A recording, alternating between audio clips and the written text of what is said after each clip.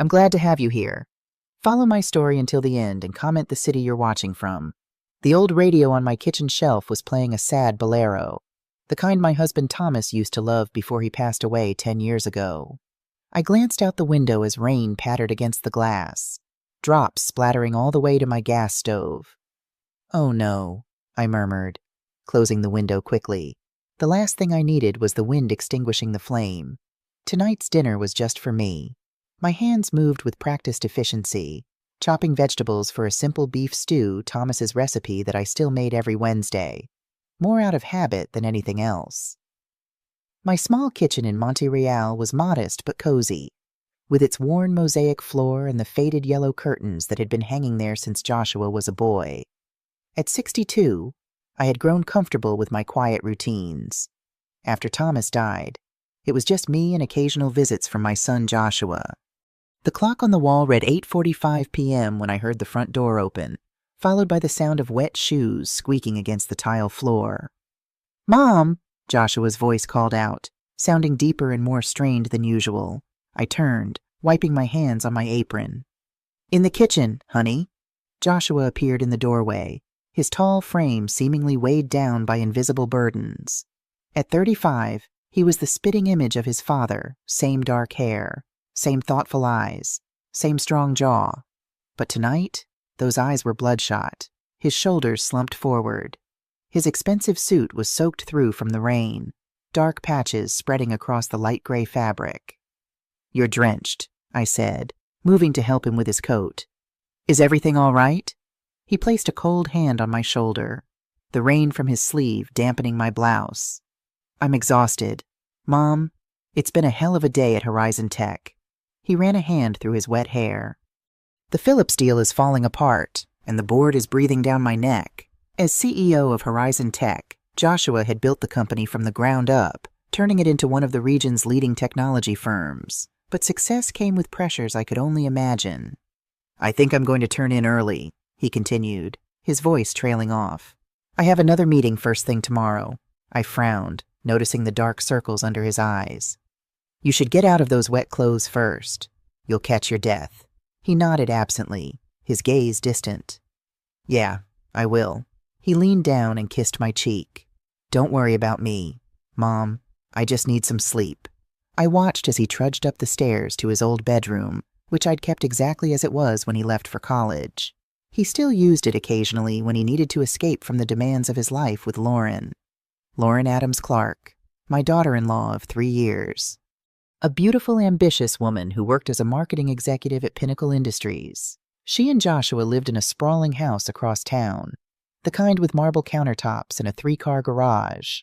I rarely visited Lauren made it clear that my homey aesthetic, as she called it, didn't quite match their modern lifestyle. I turned back to my cooking, but my mind was elsewhere. Something about Joshua seemed off. It wasn't just the exhaustion I'd seen that before. There was something in his eyes, a wariness that hadn't been there before. I wanted to go upstairs, sit on the edge of his bed like I did when he was a child, and ask what was really troubling him. But he was a grown man now, with his own burdens to carry. Instead, I stirred the stew and set the table for one. Joshua would probably be asleep by the time it was ready anyway. The rain intensified, drumming against the roof in a steady rhythm that usually brought me comfort. But tonight, it felt ominous, like a warning I couldn't quite decipher. I had just placed my bowl in the sink when the doorbell rang, its shrill sound cutting through the patter of rain. I glanced at the clock, almost midnight. Who would be visiting at this hour? My heart rate quickened as I wiped my hands on my apron and made my way to the front door. Through the peephole, I could see 2 figures in dark raincoats, water dripping from their brims. Taking a deep breath, I opened the door. 2 police officers stood on my porch, their expressions somber. The taller one, a broad-shouldered African-American man with kind eyes and a stern mouth, removed his hat.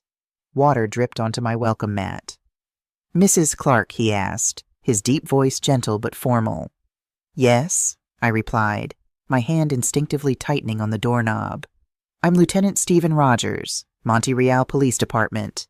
He gestured to his partner, an Asian-American officer who stood slightly behind him. This is Officer Mike Chen. May we come in? We need to speak with you. I stepped aside, my mind racing. Had something happened in the neighborhood? Was it about my neighbor's complaint about the overgrown tree in my yard? The officers removed their wet coats and followed me into the living room. Neither sat down when I offered them a seat. Lieutenant Rogers cleared his throat. Mrs. Clark, I'm afraid I have some difficult news. He paused, his expression softening. There's been an accident. A car went off Riverside Drive about an hour ago, crashed into the ravine, and exploded. My heart began to pound, but I didn't understand why they were telling me this. We've identified the vehicle as belonging to your son, Joshua Clark. He continued, his voice steady but compassionate.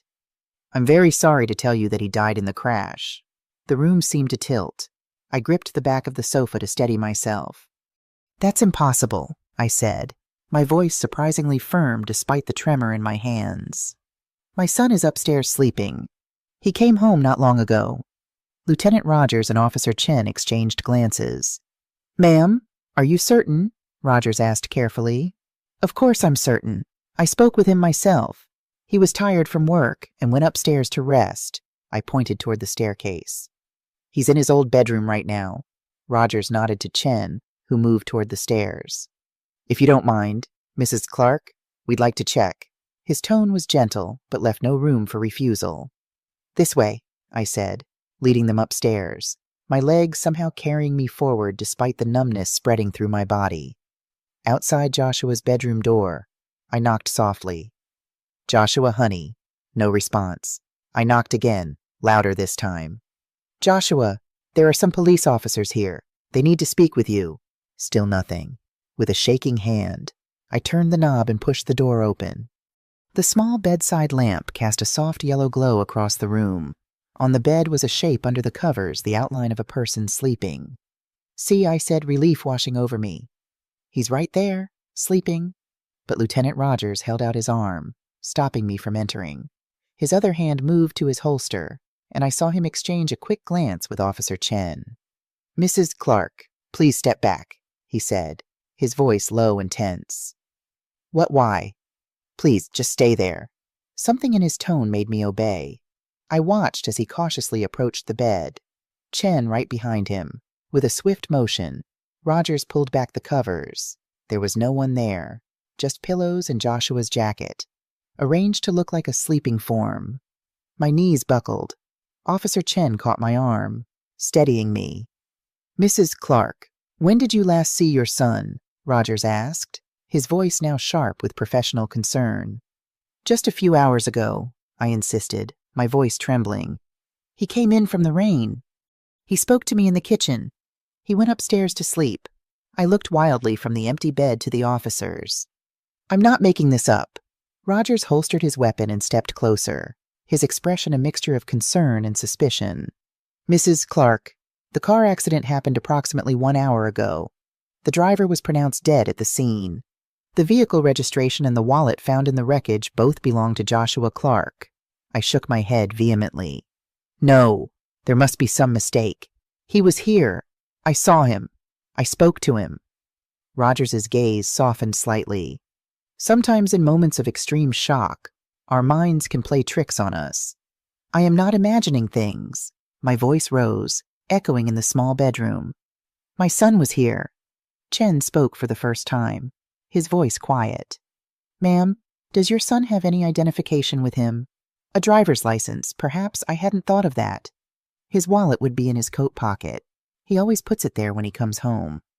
We moved back downstairs to the coat rack by the door. Joshua's raincoat wasn't there. He was wearing it when he came in, I said, my voice growing smaller. He was soaked from the rain. Rogers looked at me with that same mix of compassion and doubt. Mrs. Clark, I understand this is incredibly difficult, but all evidence suggests that your son was in that car when it crashed. We'll need to conduct a formal identification. Of course. DNA, I said suddenly. Do a DNA test. That will prove whether it's Joshua or not. Rogers nodded. We can arrange that, though it will take some time. Do it, I insisted. Because I know my son, and whoever died in that car, it wasn't him. Lieutenant Rogers insisted I sit down while Officer Chen made me a cup of tea. My hands were shaking so badly I could barely hold the mug. The heat from the ceramic seeped into my cold fingers, but it did nothing to warm the chill that had settled in my bones. "Mrs. Clark," Rogers began, sitting across from me, his notebook open. "I need to ask you some questions about tonight. It's important that you try to remember everything as clearly as possible." I nodded, gripping the mug tighter. "You said Joshua arrived home this evening. What time was that?" I thought back, trying to focus through the fog of shock. "Around 8:45, maybe 9 Haru. I was making dinner. And he spoke to you." "Yes. He said he was exhausted from work. Something about a deal falling apart. He said he had a meeting tomorrow morning and was going to bed early." Rogers made notes. "Did he seem different in any way, anxious, afraid, not himself?" I hesitated. "He was tired, more than usual. And," I searched for the right words, "there was something in his eyes, a kind of wariness, but I thought it was just stress from work. Had he mentioned any problems recently, personal or professional?" I thought about the past few weeks. Joshua's visits had become more frequent, but shorter. He would stop by, sometimes just for a few minutes, like he was checking on me rather than visiting. But there had been moments when I caught him staring out the window, lost in thought, a frown creasing his forehead. "Not specifically," I admitted. "But things haven't been quite right for a while." "What do you mean?" I sighed. "He and Lauren, his wife, they've been having some issues. Nothing he's talked about directly, but I could tell. He's been coming here more often, staying later." "What kind of issues?" I shook my head. "I don't know for certain. Joshua doesn't like to burden me with his problems." I hesitated, then added, "But Lauren can be demanding. She has very high expectations, for herself, for Joshua, for their lifestyle." Rogers nodded, continuing to write. "And what about professionally? Any problems at work?" "He mentioned something about a deal tonight, the Phillips deal. I think he called it—" "Said it was falling apart." Rogers's pen paused. "Phillips, Mark Phillips," I shrugged. "He didn't say a first name." Rogers and Chen exchanged a look I couldn't interpret. "Mrs. Clark, do you have a way to contact Lauren? We'll need to speak with her as well." I reached for my phone and dialed Lauren's number. It rang and rang, eventually going to voicemail. "She's not answering," I said, anxiety building in my chest. "That's not like her. She's always on her phone." Rogers took down the number. "We'll keep trying. In the meantime, is there anyone else who might know Joshua's whereabouts or recent activities, a close friend?" "Perhaps Jake Turner," I said without hesitation. "They've been friends since college. He works at Horizon Tech too." As Rogers jotted down Jake's information, my phone rang. My heart leapt, hoping it was Lauren, but the screen showed unknown caller. I answered anyway. "Mrs. Clark." It was a woman's voice, professional and detached. "This is Dr. Patel from the County Medical Examiner's office. I'm calling about the preliminary DNA results." I put the phone on speaker so Rogers could hear. "We've compared the sample from the deceased to your DNA sample taken earlier." Dr. Patel continued. "I can confirm that the deceased individual from the vehicle is not your biological son." The relief that flooded through me was so intense I nearly dropped the phone. "I told you," I said to Rogers, tears springing to my eyes. "It's not Joshua." Rogers's expression shifted, his professional skepticism giving way to focused concern. "Thank you, Dr. Patel. We'll follow up." He ended the call and turned to me. His demeanor completely changed. "Mrs. Clark, I owe you an apology. You were right. So who died in that car?" I asked. "And where is my son?" Rogers stood, his posture straight and determined. "That's what we're going to find out. As of this moment, we're officially opening a missing persons investigation for Joshua Clark." The next morning, I sat in the passenger seat of Lieutenant Rogers' unmarked police car as we pulled into the parking lot of Horizon Tech. The company's sleek glass headquarters reflected the morning sun, a stark contrast to the turmoil inside me. I had barely slept, my mind racing with questions and fears.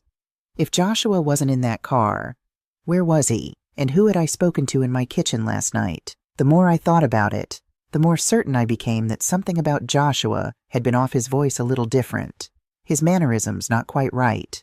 How could I have missed it, Mrs. Clark? Rogers's voice pulled me from my thoughts. We're here. Are you ready? I nodded, smoothing down my simple blue dress. I felt out of place even before we entered the building. Lauren had once commented that my wardrobe was charmingly vintage, her tone making it clear that vintage was just a polite word for outdated. The lobby of Horizon Tech was all chrome and glass, with a massive digital display showcasing the company's latest innovations. The receptionist, a young woman with a sleek ponytail, looked up as we approached. Good morning. Welcome to Horizon Tech. How may I help you? Her professional smile faltered when she recognized me. Oh, Mrs. Clark. We weren't expecting you. Is everything all right? Before I could answer, Rogers stepped forward, showing his badge. Lieutenant Stephen Rogers, Monte Real Police. We need to speak with someone regarding Joshua Clark. The receptionist's eyes widened. Is Mr. Clark okay? He hasn't come in today, and he missed the Phillips meeting this morning. It's not like him at all. Rogers maintained his professional demeanor. We're looking into that. Is there someone who works closely with Mr. Clark that we could speak with? Sophia Martinez, his executive assistant. She replied promptly. She'd know his schedule. I'll call her down. While we waited, I noticed employees glancing our way, whispering among themselves. News of a police presence would spread quickly. A few minutes later, a young woman with dark curly hair and stylish glasses hurried into the lobby. She was dressed in a crisp white blouse and pencil skirt, looking every bit the professional assistant. Mrs. Clark, she said, her voice tinged with concern. Lieutenant, I'm Sophia Martinez, Joshua's assistant. What's happening? Is Joshua okay? Rogers introduced himself formally and asked if there was somewhere private we could talk. Sophia led us to a small conference room and closed the door behind us. Joshua is missing, I said before Rogers could begin his careful questioning. He never came home last night. Sophia's hand flew to her mouth. Oh my God. I knew something was wrong when he didn't show up or call this morning. He never misses the Phillips meetings, they're too important. When did you last see Mr. Clark? Rogers asked, taking out his notebook. Yesterday afternoon, around 5:30, Sophia replied. He was in his office, working late as usual. He seemed tense. She hesitated, glancing at me. More than usual. Did he say where he was going when he left? He mentioned stopping by his mother's house before heading home. Sophia looked at me. Did he come by? Someone came to my house, I said quietly. But I'm not sure it was Joshua. Sophia's confusion was evident, but Rogers pressed on. Ms. Martinez, has Mr. Clark been having any problems at work recently? Any conflicts or unusual behavior? Sophia fidgeted with her glasses. Well, there's the Phillips situation.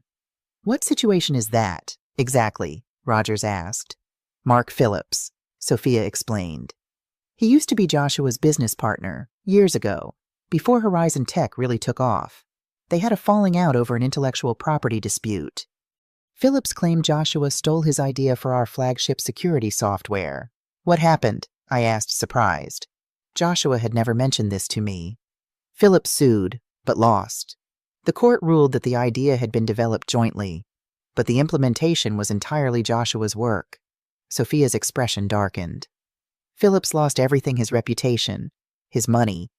He disappeared for a while, but he's back now, working for our biggest competitor, Pinnacle Industries. The name hit me like a physical blow. Pinnacle Industries, that's where Lauren works. Sophia's eyes widened slightly. Yes, she's their marketing director. Rogers wrote something in his notebook. Has there been any recent contact between Mr. Clark and Mark Phillips? They've been negotiating a potential acquisition deal, Sophia said. Horizon wants to buy out a small security firm that Phillips somehow got involved with. The meetings have been tense. Yesterday's was particularly bad. Phillips made some veiled threats. What kind of threats? Rogers asked sharply. Nothing specific. Just said something like, you'll regret turning down this offer. Clark, some things are more valuable than money. Sophia shook her head. I thought it was just negotiation tactics. And Mr. Clark's reaction. He seemed rattled, which isn't like him. After Phillips left, Joshua locked himself in his office for an hour. When he came out, he told me to reschedule today's meeting, but then changed his mind and said he'd handle it himself. She frowned. It was odd, like he couldn't make up his mind. Rogers nodded, making more notes. Anyone else we should speak with? Someone who might have insight into Mr. Clark's state of mind yesterday. Jake Turner, Sophia suggested. He's Joshua's best friend and our CTO. His office is down the hall. Jake was tall and lanky, with prematurely gray hair despite being only in his mid-30s. When he saw me, he immediately came around his desk and gave me a hug. Nancy, what's going on? There are rumors flying everywhere. After Rogers explained the situation, Jake sank into his chair, visibly shaken. I talked to him yesterday afternoon, he said. He seemed preoccupied. He asked me some strange questions. What kind of questions? Rogers prompted. About our security protocols. Who had access to what information? If I'd noticed anything unusual in the system lately. Jake ran a hand through his hair. I thought he was just being paranoid because of the Phillips negotiations. But now... Did he mention any concerns about his personal life? I asked, thinking of Lauren. Jake hesitated, glancing at Rogers. Anything you can tell us might help, Rogers assured him. Jake sighed. He mentioned that Lauren had been acting strange lately, taking calls in private, staying late at work, being evasive about her schedule. He was worried she might be... He trailed off, looking at me apologetically. Having an affair, I finished for him, my heart sinking. Jake nodded reluctantly. He didn't want to believe it, but the signs were there. He was going to confront her about it last night. My mind raced back to the strained Joshua who had appeared in my kitchen. Had that been before or after the confrontation, or had it happened at all? Lieutenant, I said suddenly, we need to find Lauren, right now. As we left Horizon Tech, my phone rang. It was Rogers' partner, Officer Chen. Lieutenant, Chen said when Rogers put him on speaker, we've got something from the traffic cameras. A car matching Lauren Clark's description was seen leaving the city limits heading toward San Gregorio around 1 a.m. last night. The image quality isn't great, but it looks like there were 2 people in the car. 2 people, Rogers repeated. Can you make out who? Not clearly. A woman driving appears to be Mrs. Clark, and a male passenger. We're trying to enhance the images now. Keep on it, Rogers said. And check if Mark Phillips has any property in San Gregorio. As Rogers ended the call, I felt sick to my stomach. 2 people in Lauren's car, heading out of town in the middle of the night, hours after Joshua supposedly came to my house. We need to search their house, I said firmly. Joshua and Lauren's... Rogers nodded. I've already got a team headed there. Let's join them. Joshua and Lauren's house was in the most exclusive neighborhood in Monte Real, a sprawling modern structure with clean lines and huge windows. As we pulled into the circular driveway, I noticed Lauren's sleek red sports car was indeed missing. A young officer met us at the door. No sign of forced entry, Lieutenant. The house appears undisturbed. Any signs of a struggle? Rogers asked. Nothing obvious, sir. We entered through the grand foyer. The house was immaculate, almost sterile in its perfection. Lauren's touch was evident in every carefully curated piece of furniture, every minimalist decoration. There were few photos Lauren had always said they cluttered the aesthetic.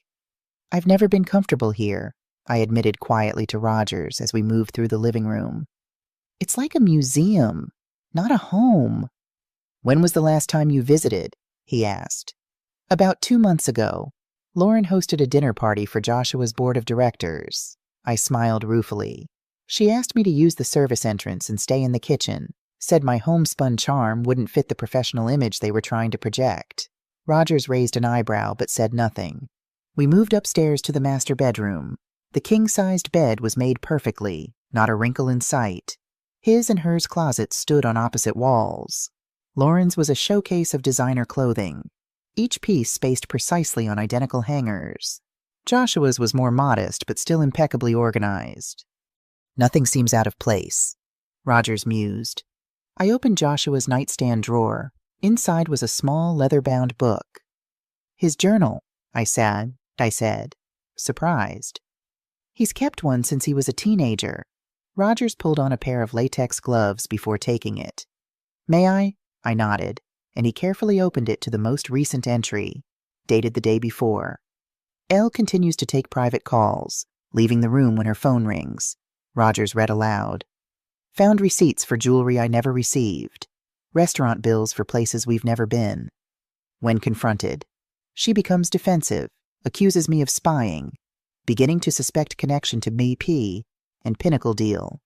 Need to investigate further before confronting directly. MP, I repeated. Mark Phillips. Rogers nodded grimly. Seems likely, he continued reading. Backing up sensitive files as precaution. If suspicion's correct, implications go beyond personal betrayal. Company at risk. Left copy of evidence with Sam. Told no one else yet. Not even Jake. Meeting with Elle tonight to determine truth once and for all.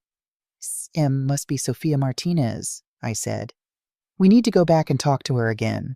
Before Rogers could respond, Officer Chen called again. Lieutenant, we've got something. The vehicle registration database shows Mark Phillips owns a cabin in San Gregorio, about 45 minutes outside town. Property's been in his family for years. Pretty isolated. And there's more. Phillips made several large cash withdrawals over the past 2 weeks, totaling about $50,000. My heart pounded. That's where they've taken him. I know it. Rogers held up a hand, urging caution. Let's not jump to conclusions. We need more evidence. He turned back to Chen on the phone. Get me everything you can on that cabin location, layout, recent utility usage, and put a surveillance team in place. But tell them to maintain distance. No engagement until we have a better understanding of the situation.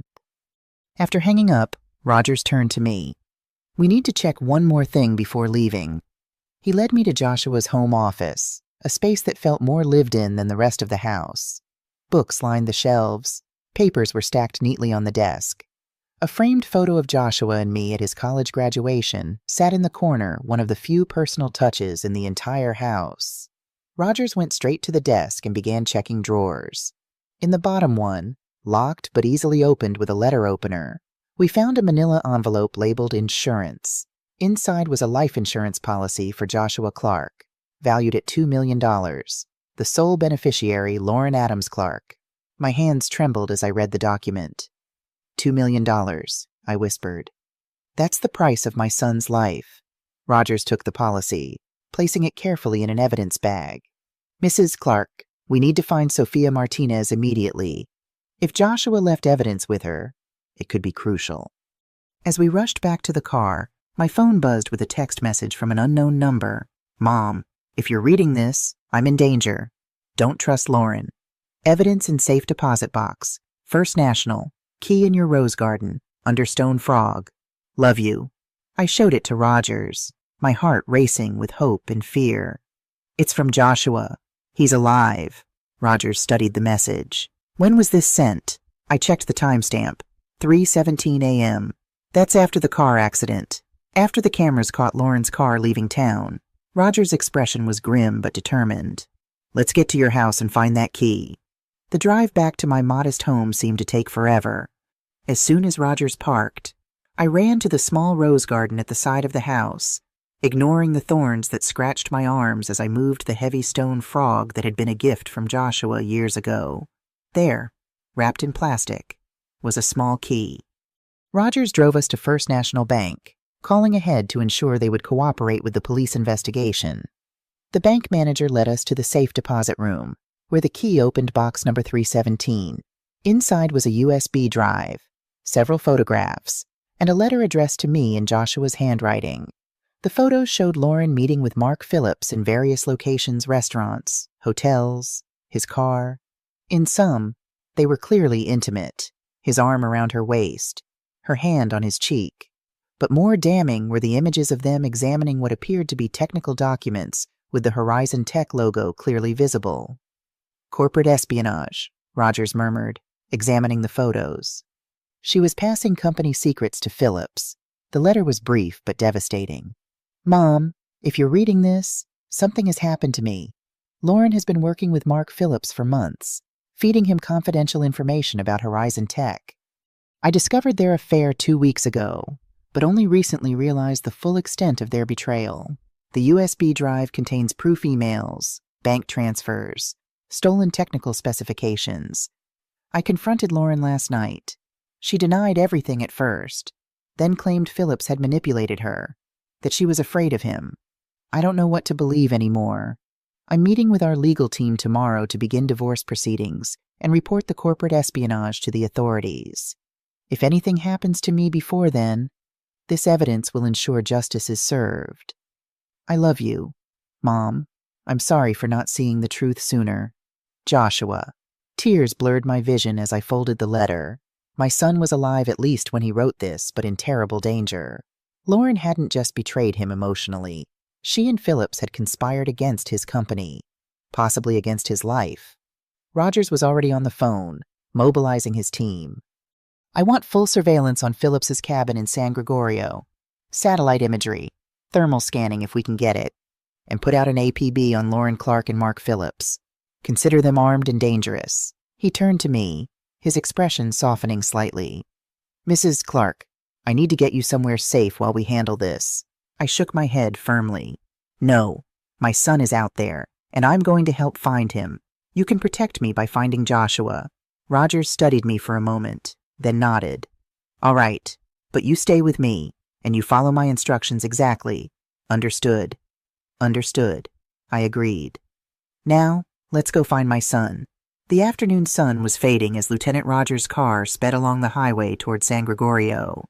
I sat in the passenger seat, clutching the evidence from Joshua's safe deposit box, my mind racing with a mother's worst fears.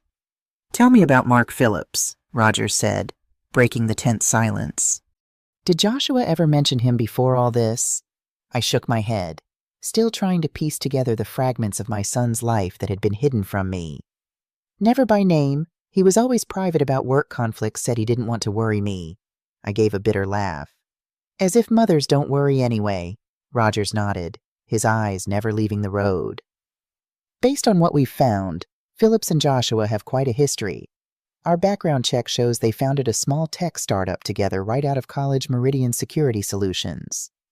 Joshua never mentioned a partner when he started his business, I said, frowning. He always talked about building Horizon Tech from the ground up on his own. According to court records, their partnership dissolved about 5 years ago. Rogers continued. Phillips filed a lawsuit claiming Joshua stole his intellectual property, specifically the encryption algorithm that became Horizon's flagship product. I recalled the company's meteoric rise around that time. Joshua had been featured in technology magazines, hailed as a brilliant innovator. There had never been any mention of Mark Phillips. What happened with the lawsuit? I asked.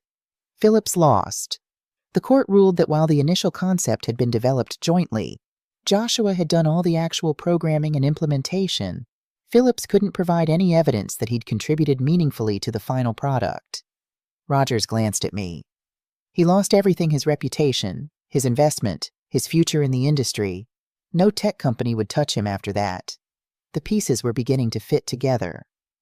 So this is revenge, I said quietly. He's using Lauren to get back at Joshua. That's part of it, Rogers agreed. But there's more.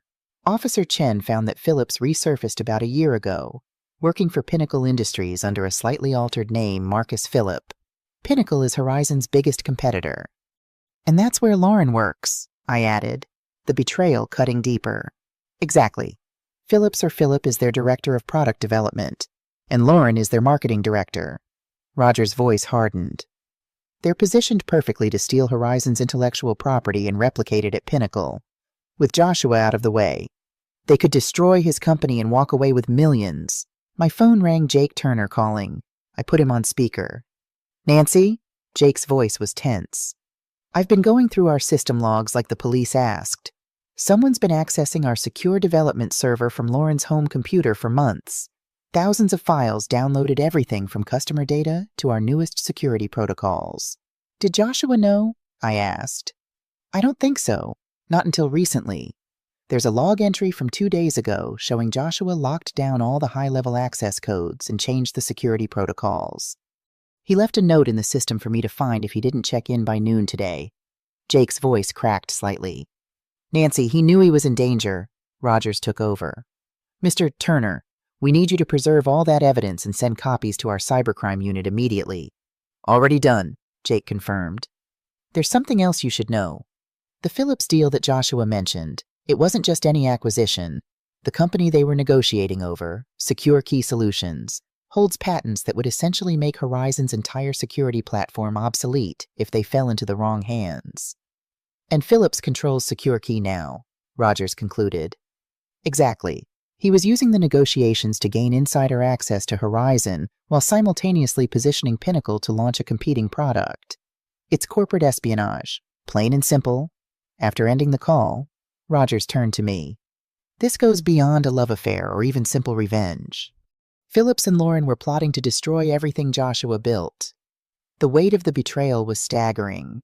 Lauren hadn't just cheated on my son, she had systematically worked to ruin him professionally as well. Lieutenant, I said, he said, my voice steadier than I felt. What exactly did Phillips say to Joshua during their last meeting? Sophia mentioned a threat. Rogers flipped through his notes. You'll regret turning down this offer, Clark. Some things are more valuable than money. He looked up. In light of what we know now, that sounds like a thinly veiled threat against Joshua's life. My blood ran cold. We need to hurry. Rogers' phone rang. It was Officer Chen with an update. Lieutenant, we've got a hit on Lauren Clark's credit card. She bought gas at a station just outside San Gregorio about 3 hours ago. The attendant remembers her, said she seemed agitated. Kept looking over her shoulder. Was she alone? Rogers asked. No, sir. There was a man waiting in the car. The attendant couldn't see his face clearly, but described him as tall with dark hair, expensive watch. Phillips, I whispered. One more thing, sir, Chen continued.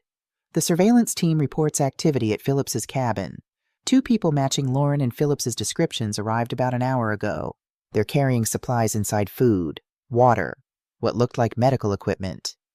Medical equipment. My heart raced. Was Joshua injured, or was it something more sinister? What about thermal imaging? Rogers asked. Any sign of a third person in the cabin? Inconclusive, sir. The cabin has a basement level that's partially underground. We can't get a clear reading.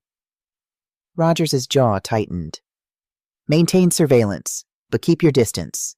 We don't want to spook them. I'm calling in tactical support. We'll move in at nightfall. As we continued toward San Gregorio, Rogers' phone rang again. This time it was Emma Wilson, the financial investigator assigned to the case. Lieutenant, I've been analyzing the financial records for both Lauren Clark and Mark Phillips. Over the past 6 months, Lauren has transferred nearly $500,000 from joint accounts she shared with Joshua to a private account in her name only. $500,000? I gasped. It gets worse, Emma continued. 3 days ago, she visited their insurance company and requested information about claiming Joshua's life insurance policy. Rogers and I exchanged shocked glances. The agent she spoke with thought it was odd, but Lauren explained she was updating their estate planning documents and needed the information for their lawyer. Emma paused. Security footage from the insurance office shows she wasn't alone. Mark Phillips was with her. The pieces were falling into place with horrifying clarity. Lauren and Phillips had planned to fake Joshua's death, collect the insurance money, and destroy his company. The only question was, where was my son now? The sun was beginning to set as we approached San Gregorio, casting long shadows across the winding mountain road. Rogers pulled into a small diner on the outskirts of town, where we were meeting the rest of his team before heading to the surveillance point near Phillips's cabin. We need to be careful from here on out, Rogers warned as we entered the nearly empty diner. San Gregorio is a small town. Strangers are noticed. Inside, Officer Chen was waiting with a woman I hadn't met before, tall and athletic, with short blonde hair and alert eyes that missed nothing as we approached their corner booth. Mrs. Clark, this is Detective Sarah Reynolds, Rogers introduced. She specializes in hostage situations. The word hostage sent a chill through me. Until now, I had been focusing on finding Joshua, not on what condition we might find him in. We have reason to believe your son is being held at Phillips's cabin, Detective Reynolds said without preamble. Thermal imaging is still inconclusive, but we've detected movement in the basement area that's consistent with a third person. My hands trembled as I reached for the coffee Chen had ordered for me. Do you think he's all right? Reynolds's expression softened slightly. The medical supplies they brought in suggest he's alive and they're keeping him that way. That's a good sign. It was small comfort, but I clung to it nonetheless. What's our plan? I asked. Rogers spread out a map of the area. Phillips's cabin is here, about 3 miles into the woods from the main road. It's isolated, no neighbors for at least a mile in any direction. The property has several security cameras, Chen added, pointing to markings on the map. Our surveillance team has identified their positions, but we can't guarantee they haven't set up others. Reynolds took over. We'll move in after midnight. The tactical team will approach from the west, using the tree line for cover. Our primary objective is to secure Joshua and ensure his safety. What about Lauren and Phillips? I asked. Securing the suspects is secondary to rescuing your son, Reynolds replied firmly. But rest assured, they won't be going anywhere. As they continued discussing tactical details, I studied the satellite image of the cabin. It was larger than I had imagined, more of a rustic lodge than a simple cabin, with a wraparound porch and what appeared to be a detached garage. Do we know the layout inside? I asked. Chen nodded, pulling out another diagram. Phillips's family has owned this property for generations. We found the original building plans in the county records office. The main floor has a living area, kitchen, 2 bedrooms, and a bathroom. The basement was originally just a storage area, but it was renovated about 10 years ago to include another bedroom, bathroom, and what's labeled as a recreation room. Perfect place to hold someone, Reynolds murmured. My stomach knotted at the thought of Joshua trapped in that basement, at the mercy of a man who hated him and a woman who had betrayed him. There's something else you should see, Chen said, sliding a manila folder across the table. Inside were printouts from security cameras at various locations, restaurants, hotels, parking garages. Each showed Lauren and Mark Phillips together, dating back nearly a year. Their affair has been going on much longer than we initially thought, Rogers explained. And it wasn't just personal. Look at this one. He pointed to an image of Lauren and Phillips sitting at a restaurant table, heads bent over what appeared to be technical documents with the Horizon Tech logo clearly visible. This was taken 6 months ago, Rogers said. They've been planning this for a long time. As I stared at the evidence of Lauren's betrayal, my phone buzzed with a text message. Unknown number, just like before. The wooden bridge near the creek, the cabin with the blue shutters, basement, south wall, hurry. I showed it to Rogers, my heart pounding. It's from Joshua. He's telling us exactly where he is. Rogers studied the message. The numbers being bounced through multiple relays. Impossible to trace. But this confirms our intel. He turned to Reynolds. We need to move our timeline up. If he's able to send messages, they might be monitoring his communications. I'll alert the tactical team, Reynolds said, already reaching for her radio. Another text came through. 2 guards, armed. Changing shifts at midnight. I showed it to Rogers, who immediately forwarded the information to the tactical team leader. Joshua's giving us critical intelligence, he said, a new urgency in his voice. We need to get into position now. As we prepared to leave, a final message appeared on my phone. Mom, if they know you found me, they'll move me or worse. Be careful. Love you. My eyes filled with tears. Even in danger, my son was thinking of my safety. Let's go get your boy, Rogers said quietly, squeezing my shoulder. We drove in convoy toward the forest that surrounded Phillips's property, parking half a mile away on a service road and continuing on foot. Despite my age, I kept pace with the officers, driven by maternal determination that surprised even me. From our vantage point in the trees, we could see the cabin, its windows glowing with warm light that belied the darkness within. 2 figures moved across the windows occasionally, Lauren and Phillips, going about their evening as if they hadn't kidnapped my son and planned to destroy his life's work. Through high-powered binoculars, I could make out Lauren's elegant silhouette as she moved past a window. She was wearing casual clothes, jeans, and a sweater, but even from this distance, I could see the designer labels.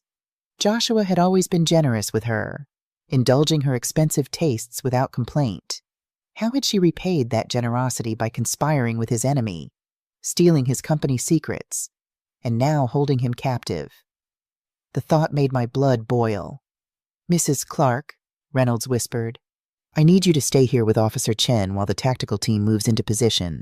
Once we have control of the situation, we'll bring you in to identify your son."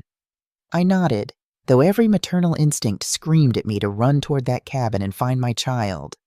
As darkness fell completely, the tactical team began their approach, moving silently through the trees like shadows. Through my earpiece, I could hear their terse communications as they positioned themselves around the property. 2 subjects visible through front windows.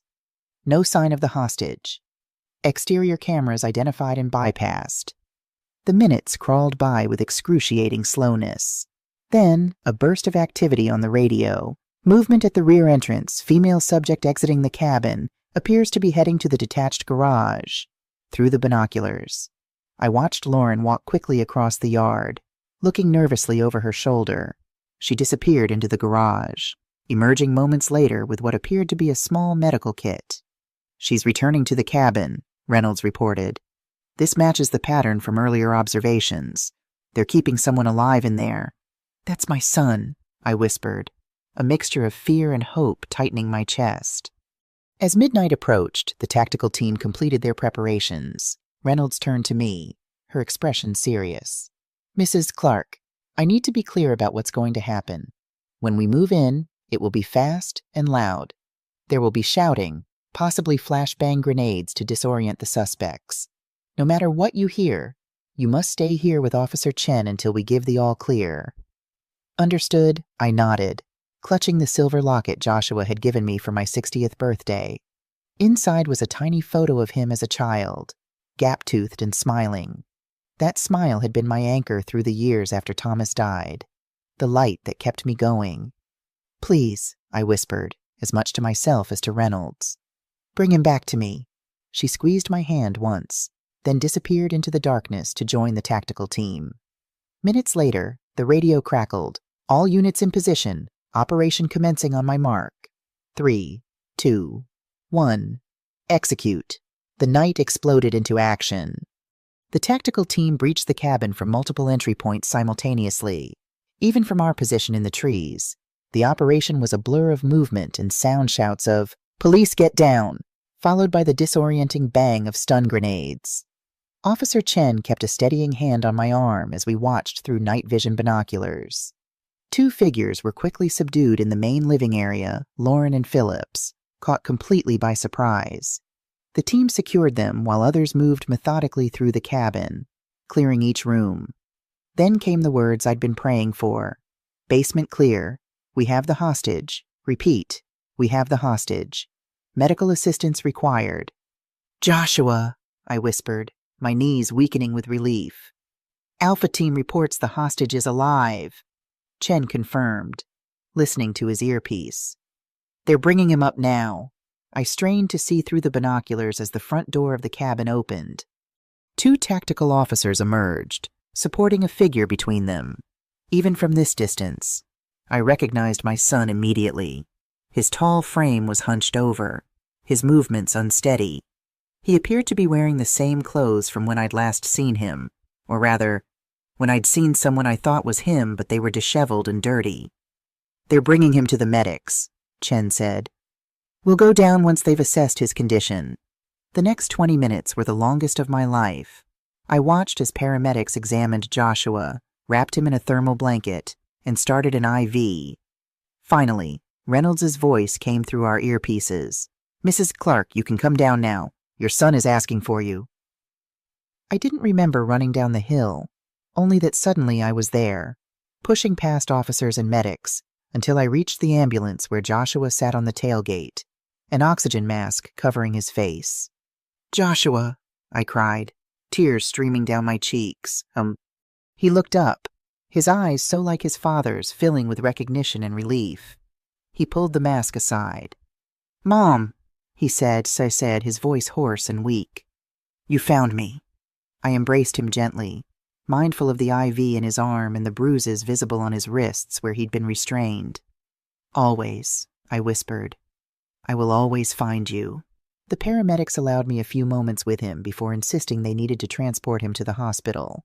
His condition was stable but concerning dehydration, mild hypothermia, contusions from being bound, and what appeared to be the after-effects of sedatives. "Mrs. Clark?" Lieutenant Rogers approached as they loaded Joshua into the ambulance. "You can ride with him. I'll meet you at the hospital after we process the scene and the suspects." "Lauren and Phillips?" I asked. "In custody. Neither is talking yet, but with the evidence we have, they won't need to." His expression was grim but satisfied. "We found everything: the stolen corporate documents, plans to fake Joshua's death, even the equipment they used to create the imposter who visited you." That reminded me of something that had been nagging at the back of my mind. "The person who came to my house, who was that now?" "We believe it was Phillips wearing prosthetics and makeup," Rogers explained. "He's about Joshua's height and build, with the right disguise and dim lighting. He could have fooled anyone, especially someone not expecting deception." The thought sent a chill through me. A stranger in my house, pretending to be my son. How close had I come to disaster without even knowing it? "Go with Joshua," Rogers urged gently. "He needs you now." In the ambulance, I held Joshua's hand as the paramedics continued their work. His fingers were cold, but his grip was strong. "I knew you'd figure it out," he murmured, his eyes fluttering with exhaustion. "When they told me about the car accident, said you believed I was dead, I knew you wouldn't give up." "Of course not," I said, stroking his hair back from his forehead. "I know my son." A ghost of a smile crossed his pale face. "Lauren never understood that, how close we are." His expression darkened.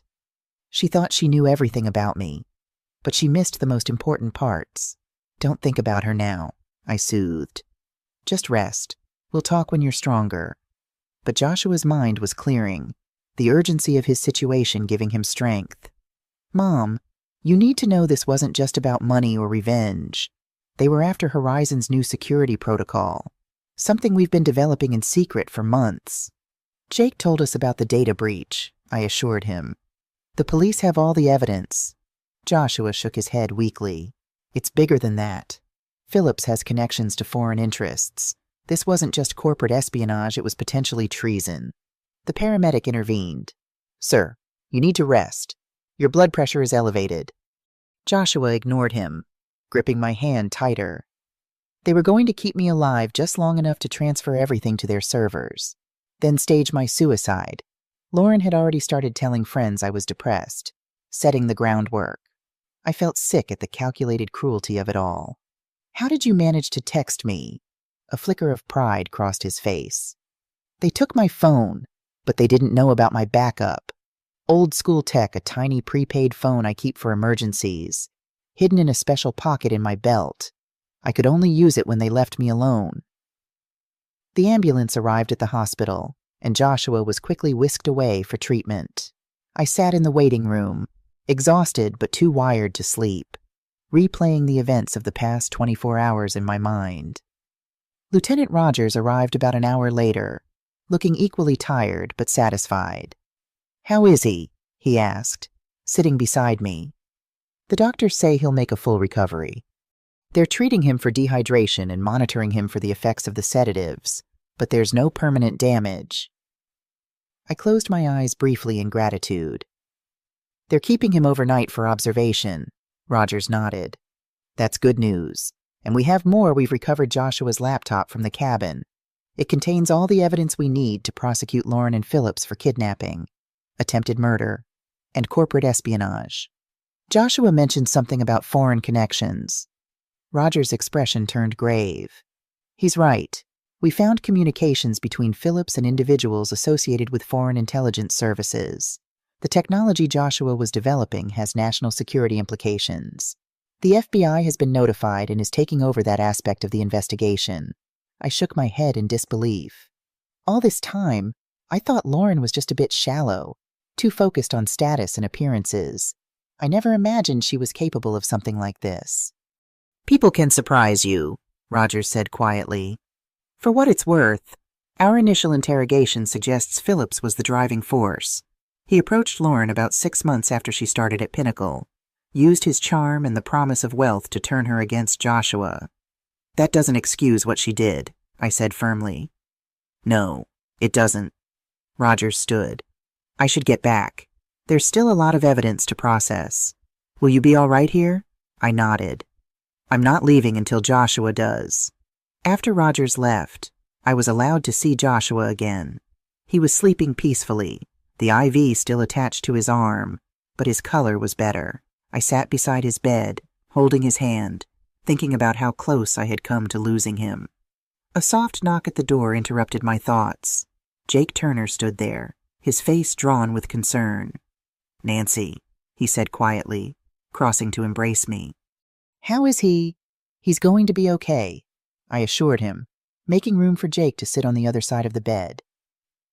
Jake studied his friend's face. I can't believe Lauren would do this. They seemed so perfect together. Appearances can be deceiving, I said, thinking of the immaculate house with its sterile perfection, the designer clothes, the calculated smiles at company functions. I think Lauren was playing a role from the beginning. Jake nodded slowly. Maybe, or maybe Phillips got to her, twisted her thinking. He sighed. I've been going through the company systems. The damage is extensive, but not irreparable. Most of the critical research was on isolated servers that Lauren couldn't access. What about the company? Will it survive this? Horizon Tech is stronger than they thought, Jake said with determination. We've already implemented emergency protocols to protect our clients and intellectual property. And with Joshua back, he glanced at his sleeping friend. We'll rebuild. Better than before. Joshua stirred, his eyes fluttering open. He looked disoriented for a moment. Then his gaze focused on Jake. You holding down the fort? He asked, his voice stronger than before. Jake grinned, relief washing over his features. You know it, though I'd appreciate it if you'd stop getting kidnapped. The paperwork is a nightmare. Joshua chuckled weakly, then winced. Where are they? He asked, his expression darkening. In custody, I assured him. Lieutenant Rogers says they have all the evidence they need. Joshua nodded, his jaw tightening. Good, because I want them to pay for what they did not just to me, but to everyone at Horizon who trusted me to protect their work and livelihoods. His determination was palpable, a glimpse of the business leader who had built a technology empire from nothing. But there was pain there too, the personal betrayal by the woman he had loved and trusted. Why didn't you tell me about your suspicions? Jake asked. I could have helped. Joshua sighed. I wasn't sure at first. I thought I might be paranoid, seeing problems where there weren't any. And when I did have proof, he trailed off, looking away. I was embarrassed. The great Joshua Clark, tech visionary, couldn't even see what was happening in his own home. Hey, Jake said firmly. This isn't on you. Lauren and Phillips were professional manipulators. They had this planned down to the last detail. Joshua turned to me, his expression softening. Mom knew something was wrong, though. Didn't you? That night, when Phillips came to the house pretending to be me. I nodded, remembering the subtle wrongness of the encounter. I sensed something was off, but I didn't realize what. If I had... Don't, Joshua interrupted. You're the reason I'm alive. You never believed their lie. You kept looking for me when everyone else was ready to accept that I was dead. His words warmed me, but I couldn't help thinking about the moment of doubt I'd had, standing in his empty bedroom, seeing the pillows arranged to look like a sleeping form. For a split second, I had questioned my own sanity, wondered if grief had made me imagine my son's visit. A mother knows her child, I said simply. Always. The door opened again, and Lieutenant Rogers entered with Detective Reynolds. Mr. Clark, Reynolds said, I'm glad to see you're recovering. We have some questions, if you're feeling up to it. Joshua nodded, sitting up straighter despite his obvious discomfort. I want to tell you everything. Over the next hour, Joshua recounted the full story of his kidnapping. He had indeed confronted Lauren about his suspicions, but instead of the denial or confession he expected, she had spiked his drink with sedatives. When he awoke, he was already in the basement of Phillips's cabin, bound to a chair. Phillips was there, gloating, Joshua said, his voice hardening at the memory. He told me everything, how he'd been planning this for years, how Lauren had been feeding him information about Horizon, how they were going to destroy everything I'd built. And the accident, the body in your car, Rogers prompted. Joshua shook his head, disgust evident in his expression. They had it all planned out. Phillips had found someone about my size and billed a homeless man who had died of natural causes. They put my wallet and watch on him, put him in my car, and pushed it off the ravine. They were counting on the fire destroying enough evidence to delay identification. And Phillips impersonating you at your mother's house, Reynolds asked. That was Lauren's idea, Joshua said bitterly. She knew Mom and I were close, that Mom would raise questions if I disappeared without seeing her. So Phillips used professional-grade makeup and prosthetics to make a brief appearance, just enough to establish that I had been alive after leaving work, but before the accident. I recalled the strangeness of that encounter, the subtle differences in mannerism and voice that had registered subconsciously, but that I hadn't fully processed at the time. What were they planning to do with you? Rogers asked the question that had been haunting me. Joshua's expression darkened. Keep me alive long enough to extract all the information they needed about Horizon's new security protocol, then stage my suicide. Lauren had already started laying the groundwork, telling friends and colleagues I had been depressed, under too much pressure. He laughed humorlessly. The devoted wife, concerned about her husband's mental health. The cold calculation of it made my blood run cold. Lauren hadn't just betrayed Joshua's trust, she had meticulously planned his destruction, personal and professional. Your mother never believed it, Rogers told him. From the moment we told her about the accident, she insisted you were alive. Joshua reached for my hand, squeezing it tightly. I knew she would. That's why I managed to hold on to hope. Even in that basement, I knew my mom would move heaven and earth to find me. As the interview concluded, Rogers informed us that both Lauren and Phillips were being held without bail, facing charges of kidnapping, attempted murder, corporate espionage, and potentially treason due to the foreign connections. They won't be going anywhere for a very long time, he assured us. When we were alone again, Joshua turned to me, his expression troubled. Mom, I'm sorry for not seeing through Lauren sooner. I should have listened to my instincts and to yours. You never quite warmed to her. Did you? I hesitated, not wanting to seem like the stereotypical mother-in-law who disliked her son's wife on principle. I wanted to like her for your sake. But there was always something performative about her affection for you, like she was playing a role rather than being a partner. Joshua nodded slowly. I think I knew, deep down.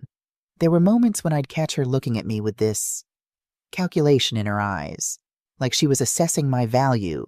He sighed heavily. But I ignored it because I wanted to believe I'd found someone who loved me for me, not for what I could provide.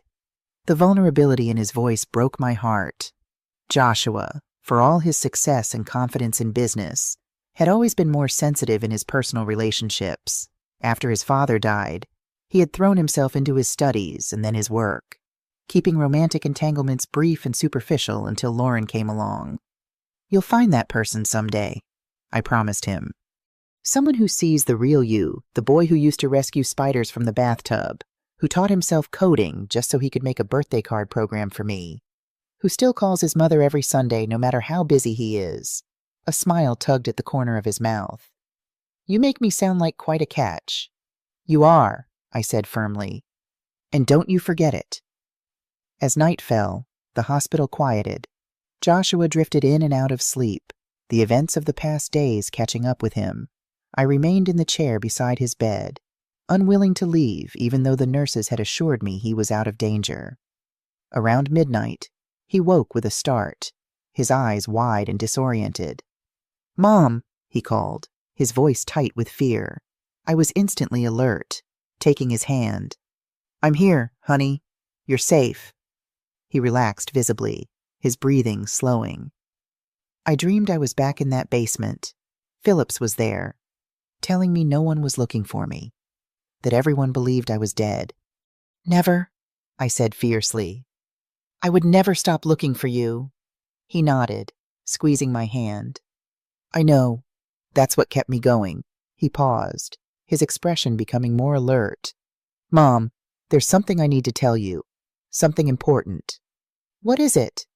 "When this is all over, when I'm out of here and the company is stabilized, I want you to move in with me." I blinked in surprise. "What?" "Not in the house I shared with Lauren." He clarified quickly. "I could never live there again, but I want to buy a new place, somewhere with a garden for you, maybe near the park you like, somewhere we can both call home." Tears pricked at my eyes. "Joshua, you don't have to do that. I'm fine in my little house." "I know I don't have to," he said earnestly. "I want to. These past days have shown me what really matters, and it's not the company or the money or the status. It's family. It's you." He looked down at our clasped hands. "I almost lost everything. Mom, I don't want to waste any more time on what doesn't matter." I leaned forward and kissed his forehead, just as I had when he was a little boy with a scraped knee or a bad dream. "We'll talk about it when you're better. For now, just focus on getting well." He nodded, his eyelids growing heavy again. "Stay," he murmured. "Always," I promised, settling back in the chair as he drifted off to sleep. Outside the window, the first hints of dawn were appearing on the horizon, painting the sky with tentative strokes of pink and gold. A new day was beginning, one I had feared might come without my son in it. But he was here, safe and alive, and together we would face whatever came next. As I watched the sunrise, a sense of peace settled over me. The nightmare wasn't completely over. There would be trials and recovery and rebuilding ahead, but the worst was behind us. My son was found, and in finding him, I had discovered reservoirs of strength within myself I never knew existed. A mother's love, I reflected, was indeed the most powerful force in the world. It had guided me through the darkness when all seemed lost, helped me see truth when others saw only deception, and ultimately led me to my son when he needed me most. And that, I knew with absolute certainty, was something no one could ever take away. The morning sun streamed through the hospital blinds, casting thin stripes of light across Joshua's sleeping form. I had dozed off in the uncomfortable visitor's chair, my neck stiff and my back aching. But I didn't mind. The discomfort was nothing compared to the relief of seeing my son safe. A soft knock at the door roused me fully. Lieutenant Rogers entered, looking more rested than the night before, but still carrying the intensity that seemed to be his natural state. "Mrs. Clark," he said quietly, mindful of Joshua's sleep. "How is he doing, Better," I whispered, rising to join Rogers near the door. "The doctor came by earlier. They're planning to discharge him this afternoon if his blood work comes back clear." Rogers nodded, satisfaction briefly softening his stern features. "That's good news. I have some updates for you both, but they can wait until he's awake." As if on cue, Joshua stirred, his eyes blinking open. For a moment, confusion clouded his face, then recognition and relief as he remembered where he was. "Lieutenant," he said, his voice stronger than it had been the previous day. "Tell me you have good news." Rogers pulled up a chair. "I do. Actually, we've completed our initial search of Phillips's cabin. The evidence we've gathered is substantial." "Tell us everything," Joshua requested, adjusting his bed to a sitting position. "We found your original phone, wallet, and personal effects in a locked drawer in Phillips's bedroom," Rogers began. "More importantly, we recovered 3 laptops and several external hard drives containing not only the stolen Horizon Tech data but also detailed plans for what they were calling Operation Phoenix." "Phoenix?" I asked. "Their code name for the entire scheme," Rogers explained. "The plan was multi-staged. First, steal Horizon's intellectual property. Second, eliminate Joshua and make it look like suicide. Third, launch competing products through Pinnacle Industries while simultaneously using their insider knowledge to attack Horizon's systems, creating a public security failure that would destroy consumer confidence." Joshua's jaw tightened. "And Lauren was fully on board with all of this." Rogers hesitated, seeming to weigh his words carefully. "The evidence suggests she was an active participant. Yes. However, there are some indications that Phillips was the primary architect and may have influenced her thinking over time." "Manipulated her, you mean?" Joshua said flatly. "Perhaps," Rogers conceded. But manipulation only works on willing subjects. Mr. Clark, the communications we've recovered show she was, at minimum, an enthusiastic accomplice. Joshua looked away, his expression pained. I reached for his hand, offering what comfort I could. No matter how thoroughly Lauren had betrayed him, I knew the loss still cut deep. "What about the imposter who came to my house?" I asked, changing the subject slightly. "You said you thought it was Phillips in disguise." Rogers nodded. "We found a professional makeup kit and facial prosthetics in the cabin, along with a voice modulator device. Phillips has some background in amateur theater, apparently. The plan was quite sophisticated." "And the body in the car?" Joshua asked. "A John Doe from the county morgue," Rogers confirmed grimly. "Phillips had connections with a morgue attendant who has since been arrested as an accomplice. They selected someone of similar build to Joshua, placed his personal effects on the body, then staged the accident." I shuddered at the cold calculation of it all. They had planned every detail, left nothing to chance. If not for a mother's intuition and a son's resourcefulness, they might have succeeded. "There's more," Rogers continued. "We've been working with the FBI's cybercrime division to trace the foreign connections Phillips maintained. It appears he wasn't just planning to sell Horizon's technology to Pinnacle, he had buyers lined up overseas as well, including entities known to be fronts for foreign intelligence services." Joshua sat up straighter, his face pale. "The Dark Shield Protocol. They were after our Dark Shield Protocol." Rogers nodded, his expression grave. "That's our assessment as well. The technology has significant national security implications. The FBI is treating this as a matter of highest priority." I looked between them, confused. "What's Dark Shield?" Joshua hesitated, glancing at Rogers, who gave a slight nod of permission. "It's a quantum encryption system we've been developing in partnership with the Department of Defense," Joshua explained. "It's designed to be unbreakable, even by quantum computers. If it fell into the wrong hands, it would compromise our entire national security infrastructure," Rogers finished. "Which elevates this case from corporate espionage to potential treason." The weight of his words hung heavy in the room. This was bigger than a betrayed husband or a company at risk. It was about national security, potentially global security. "Will they talk?" I asked. "Lauren and Phillips. Phillips has lawyered up completely."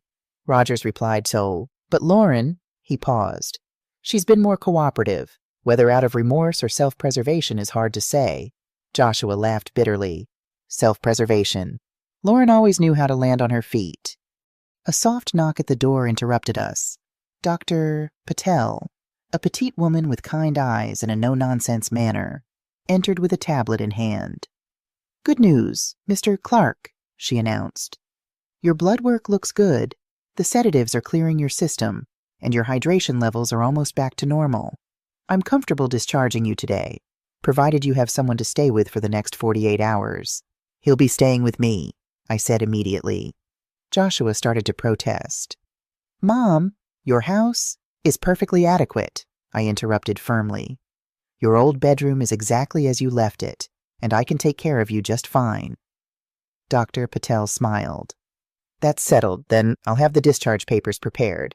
You should be able to leave by early afternoon." After she left, Rogers stood. "I should get back to the investigation. We'll need a formal statement from you, Mr. Clark, but that can wait until you're feeling stronger."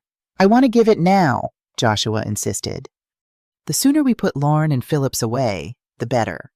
Rogers studied him for a moment, then nodded. "I'll send Detective Reynolds over later today. In the meantime, rest." He turned to me. "Mrs. Clark, a word in the hallway." Once outside Joshua's room, Rogers's professional demeanor softened slightly. "He's pushing himself too hard. Make sure he actually rests when you get him home." "I will," I promised. "I've had some practice dealing with stubborn Clark men." A ghost of a smile crossed Rogers's face. "I don't doubt it." He hesitated, then added, "There's something else you should know. We've had officers monitoring your house since this began, and they'll remain in place for the next few days, just as a precaution." A chill ran through me. "You think there are others involved, people who might target Joshua?" "We don't believe so, but this case has taught us not to take chances." Rogers handed me his card. My direct line is on the back. Call any time, day or night, if anything concerns you.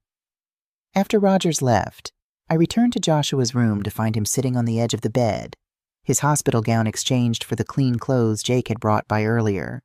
You don't have to stay with me, you know, he said, not looking up as he struggled with his shoelaces. His fingers were still clumsy from the after effects of the sedatives. I can get a hotel room. I knelt down and tied his shoes for him, just as I had when he was a little boy. Don't be ridiculous. You're staying with me. And that's final.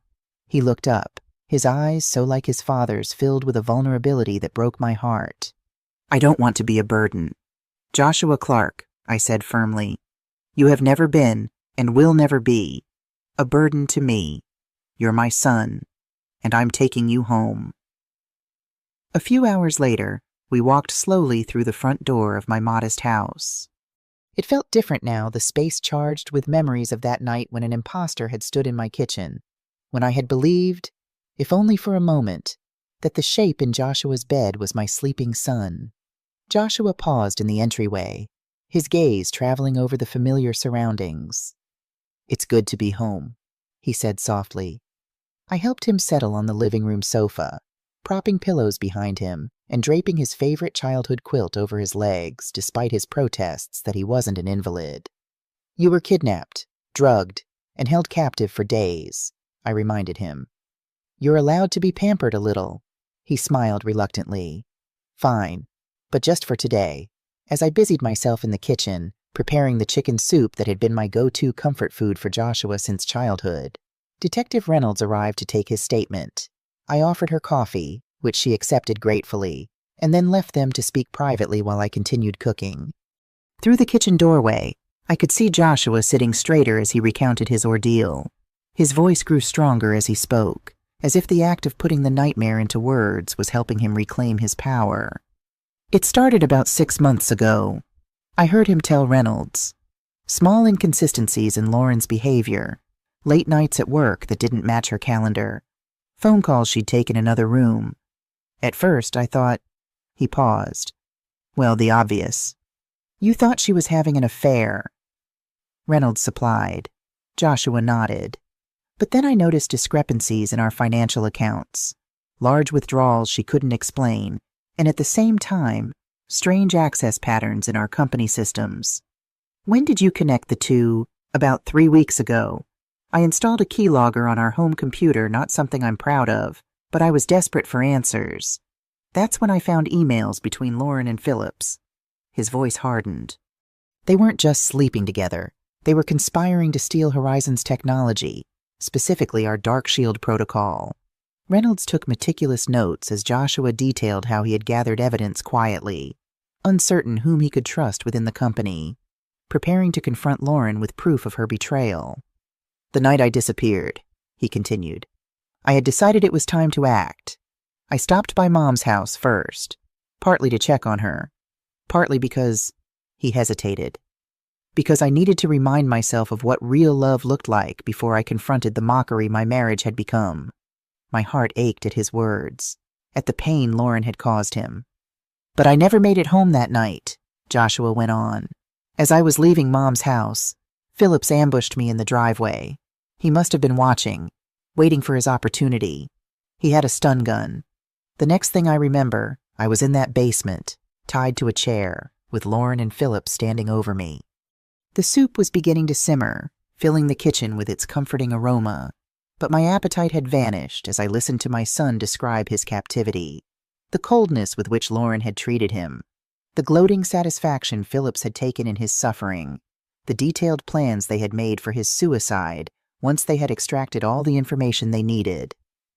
They kept me sedated most of the time, Joshua explained, but they needed me lucid enough to provide passwords, encryption keys, access to secure servers.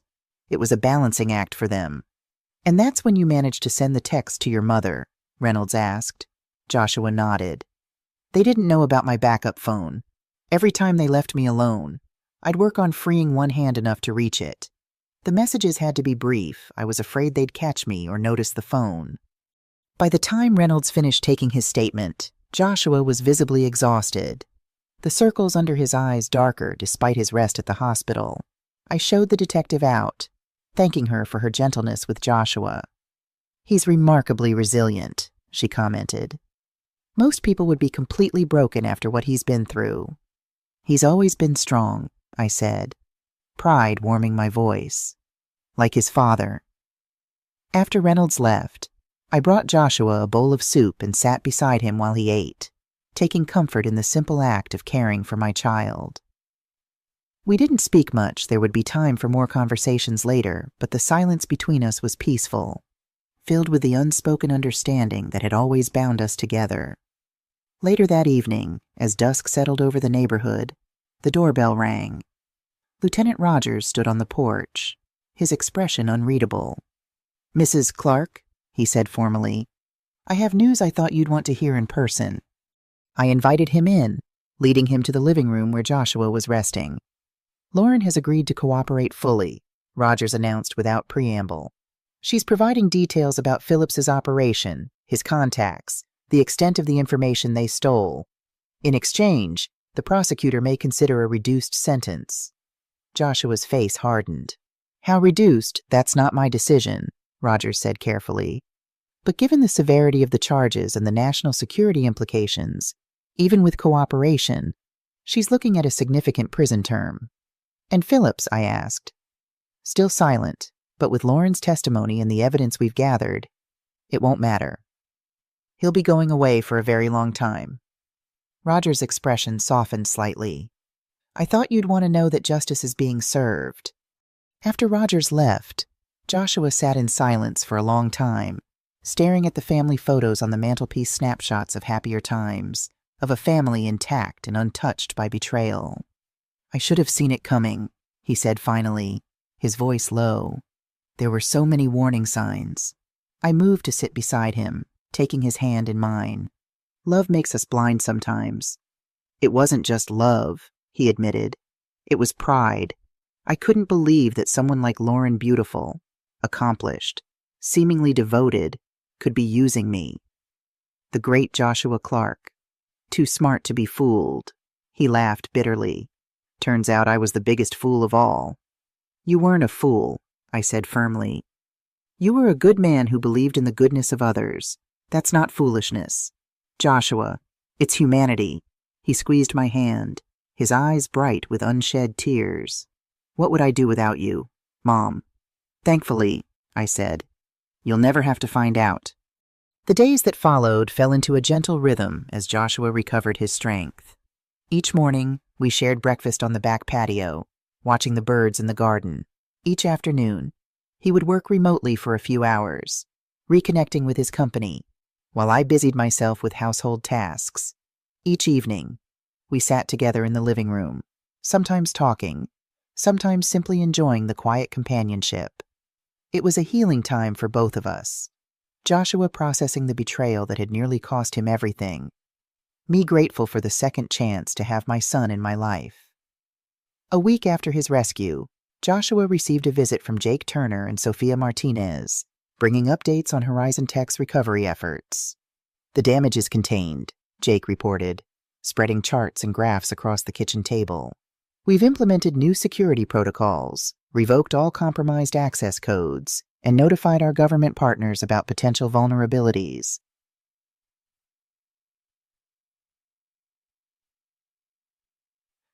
"And the Dark Shield project?" Joshua asked. "Safe," Sophia assured him. "We followed your contingency protocols to the letter. The core algorithm was never compromised." Relief washed over Joshua's face. "What about our clients? Has news of the breach gone public?" Jake and Sophia exchanged glances. "Not yet," Jake said carefully.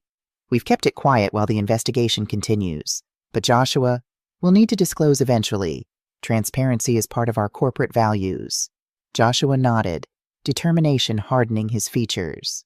"We'll make a full disclosure once the investigation permits. No cover-ups, no spin. Horizon Tech will face this head-on." I watched from the doorway, pride swelling in my chest. Despite everything he'd endured, Joshua's integrity remained unshaken. After his colleagues left, Joshua joined me in the garden, where I was tending to my roses, the same garden where we had found the key to his safe deposit box. "You've kept it beautiful," he commented, kneeling beside me despite his still recovering strength. "Dad would be proud," I smiled, remembering how Thomas had planted these roses for our 10th anniversary. He always said a garden was a promise to the future, that you had to believe in tomorrow to plant something today. Joshua ran his fingers along a vibrant red bloom. "I'm thinking a lot about tomorrow these days, about what I want the rest of my life to look like." "And what have you decided?" I asked, setting down my gardening shears. "That I need to rebuild not just the company, but myself." He looked at me, his eyes clear and determined. "I let Horizon become my whole identity. I worked 80-hour weeks, missed family gatherings, convinced myself that success would bring happiness. And now I know better." He took my hand, his grip firm. "I meant what I said in the hospital. Mom, I want us to live together not because you need taking care of, but because I do. Because family is what matters." Tears pricked at my eyes. "Joshua, let me finish," he said gently. "I've been looking at properties. There's one just outside town, near the lake, 5 acres, a beautiful old farmhouse with plenty of room for both of us to have our own space, and the most amazing garden you've ever seen. I could picture it a peaceful retreat where we could both heal, where Joshua could find balance between his work and his life, where I could continue my gardening on a grander scale. We could be moved in by Christmas," he continued, enthusiasm brightening his face in a way I hadn't seen since before the kidnapping. "What do you say?" How could I refuse the hope in his eyes? "I say it sounds wonderful." 2 days later, Lieutenant Rogers called with news. The preliminary hearing for Lauren and Phillips had been scheduled, and the prosecutor wanted to meet with Joshua to prepare for his testimony. "Will you come with me?" Joshua asked as we drove to the courthouse. "I don't think I can face her alone." "Of course," I said, reaching across to squeeze his hand. "You don't have to face any of this alone." The courthouse was a grand old building in the center of town, its marble steps worn by generations of footsteps. Inside, we were directed to a conference room where Assistant District Attorney Elena Ramirez waited with Lieutenant Rogers and Detective Reynolds. "Mr. Clark?" Ramirez greeted us, her handshake firm. "Thank you for coming. I know this isn't easy." Joshua nodded, his jaw tight. "I want to see this through, for justice and for closure." "And you'll have both," Ramirez promised. "The evidence against Phillips and your wife is overwhelming. With your testimony—" "Ex-wife," Joshua corrected. "I've filed for divorce." "Of course," Ramirez amended smoothly. "With your testimony, we have an airtight case." She laid out the charges: kidnapping, attempted murder, corporate espionage, conspiracy to commit fraud, and potentially treason once the federal investigation concluded. The potential sentences were substantial decades in prison for both defendants. "Lauren has continued to cooperate," Ramirez informed us. "She's provided details about Phillips's foreign contacts that have been extremely valuable to the FBI. In return, we've agreed to recommend a sentence at the lower end of the guidelines." Joshua's expression darkened. "How low?" 15 to 20 years, Ramirez clarified. "Still a significant sentence. Mr. Clark, she won't walk away from this." He nodded, some of the tension leaving his shoulders. "And Phillips, he's facing 30 to life. No deals for him." As we discussed the details of the upcoming hearing, a court officer knocked on the door. "Ms. Ramirez, the defendants are being brought in for their own preparation. You'll want to clear the corridor." Ramirez stood. "We'll go out the back way. No need for confrontation at this stage." But as we gathered our things, the door opened and there stood Lauren, flanked by guards, her attorney beside her. The room froze in silence. Lauren, usually so polished and perfect, looked diminished in her prison jumpsuit, her blonde hair pulled back in a simple ponytail, her face devoid of makeup. Yet even now, there was a calculated quality to her vulnerability, as if she were playing a role. Her eyes locked with Joshua's, and for a moment, no one moved or spoke. Then Lauren took a step forward. "Joshua," she said, her voice barely above a whisper. "I'm so sorry. Joshua's face was like stone. Save it for the judge. Please, she persisted, ignoring her attorney's warning hand on her arm. You have to believe me. Mark manipulated me, threatened me. I never wanted to hurt you. A bitter laugh escaped Joshua. You planned my murder, Lauren. You were going to collect $2 million from my life insurance and destroy my company. Don't insult my intelligence by claiming you were an unwilling participant. Lauren's composure cracked, tears spilling down her cheeks. It wasn't supposed to go this far. I made a terrible mistake, got in over my head.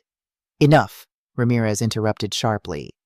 Ms. Clark, your statement to my office directly contradicts what you're saying now. Are you changing your story? Lauren's attorney intervened. My client is emotional. This meeting was not scheduled. Take her back, Ramirez instructed the guards. And counsel, remind your client that our cooperation agreement depends on her complete honesty. As the guards led Lauren away, she looked back once, her eyes finding not Joshua, but me. There was something in her gaze, a plea, perhaps, or simply the recognition that she had lost everything she had schemed to gain. After she was gone, Joshua released a shuddering breath. Well, that was unexpected. Are you all right? I asked softly. He nodded, his composure returning. Better than I expected, actually. Seeing her like that, it helped me realize she has no power over me anymore. Lieutenant Rogers, who had observed the exchange in silence, spoke up. People like Lauren and Phillips think they're untouchable, that the rules don't apply to them. Facing consequences is often the first reality check they've ever had. And sometimes the last, Joshua added grimly. As we left the courthouse, rain began to fall, gentle at first, then heavier. I opened my umbrella, holding it over both of us as we hurried to the car. What Lauren said, I ventured carefully as Joshua drove through the rain-slicked streets, about being manipulated by Phillips. Do you think there's any truth to it? Joshua was quiet for a long moment, his focus seemingly on the road. Maybe, he admitted finally.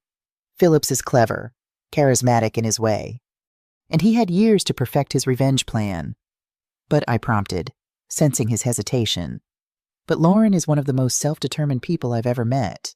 She built her career through sheer force of will. The idea that she was some helpless pawn? He shook his head. It doesn't ring true. People can be complex, I offered. Perhaps she was both willing participant and victim in different ways. Joshua considered this. Perhaps, but in the end, she made her choices, just as I'm making mine now. That evening, as we sat in the living room listening to the rain against the windows, Joshua seemed lost in thought, turning his wedding ring around his finger. He had continued wearing it despite everything, a habit he hadn't yet broken. Without a word, he slipped the ring off and placed it on the coffee table. I won't be needing this anymore. I covered his hand with mine. One chapter ends, another begins. He smiled, a genuine smile that reached his eyes. Speaking of new chapters, I have good news. The lake house I told you about, I made an offer, and it was accepted. We can move in next month if you're still interested. I am, I assured him. But Joshua, are you sure this is what you want? Living with your mother isn't exactly the bachelor lifestyle you might need after everything that's happened? He laughed. Trust me, Mom, the last thing I need right now is dating. What I need is family, stability, a reminder of what real love looks like. He squeezed my hand.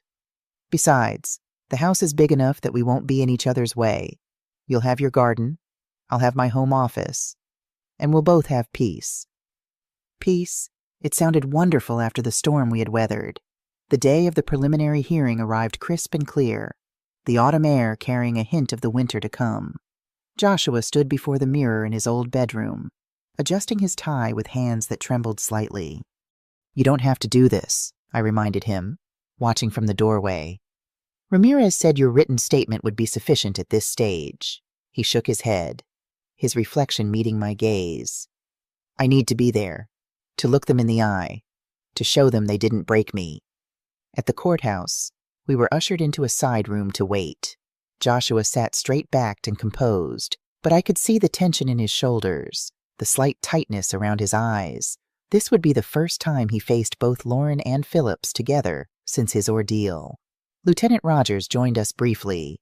"Just wanted to wish you luck," he said. "The evidence speaks for itself, but your presence matters. Mr. Clark." It puts a human face on what could otherwise become a technical case about corporate espionage. Joshua nodded. "Thank you, Lieutenant, for everything." Rogers turned to me. "Mrs. Clark, I've arranged for you to have a seat in the front row, right behind your son." "I appreciate that," I said warmly. "I want him to know I'm there." "He's lucky to have you," Rogers said, his usually stern expression softening. "Not everyone has that kind of support." When we entered the courtroom, it was already crowded reporters, curious members of the public, and what appeared to be other Horizon Tech employees, including Jake and Sophia. They nodded encouragingly as Joshua took his seat at the prosecution table. I settled into my place directly behind him, close enough to touch his shoulder if he needed reassurance. The doors at the side of the courtroom opened, and Lauren was led in, followed by Phillips. Both wore prison jumpsuits, their hands cuffed before them. Lauren's head was bowed, her hair falling forward to partially obscure her face. Phillips, by contrast, walked with his head high, his expression defiant. As they were seated at the defense table, Lauren glanced over her shoulder, her eyes meeting mine for a brief moment. There was something unreadable in her gaze. Regret, perhaps, or simply calculation. Phillips never looked our way. His attention focused entirely on his attorney, a sleek, expensive-looking man in a tailored suit who exuded confidence. The hearing proceeded with formal efficiency. The charges were read, the evidence summarized. Joshua watched impassively as Ramirez detailed the kidnapping, the imposter who had visited my house, the plans for his staged suicide, the theft of corporate secrets, and the connections to foreign entities. When it was time for Joshua to speak, he rose with quiet dignity. His voice, though soft at first, grew stronger as he recounted his ordeal, sparing no detail of the betrayal by his wife and the cruelty of his former business partner. "They didn't just try to steal my company's technology," he concluded, his gaze sweeping from the judge to the defendants. "They tried to steal my life, my reputation, my future. They were willing to destroy everything I had built, everyone who depended on me, for their own gain." Phillips remained stone-faced throughout, but Lauren seemed to shrink with each word, her shoulders hunching as if under a physical weight. The defense attorneys made their arguments claims of insufficient evidence, suggestions that Joshua had misinterpreted events, attempts to minimize the seriousness of the charges. Phillips's lawyer was particularly aggressive, portraying his client as a wronged businessman seeking legitimate compensation for intellectual property theft. Mr. Phillips merely sought justice for the theft of his ideas, the attorney claimed. Any actions he took were motivated by a desire to reclaim what was rightfully his. Joshua's hand clenched into a fist at these words, but he remained outwardly calm. When the arguments concluded, the judge looked at both defendants. "Based on the evidence presented, I find probable cause to believe that the defendants committed the crimes charged. This matter will proceed to trial. Bail is denied for both defendants, who will remain in custody." As the gavel fell, a collective exhale seemed to pass through the courtroom.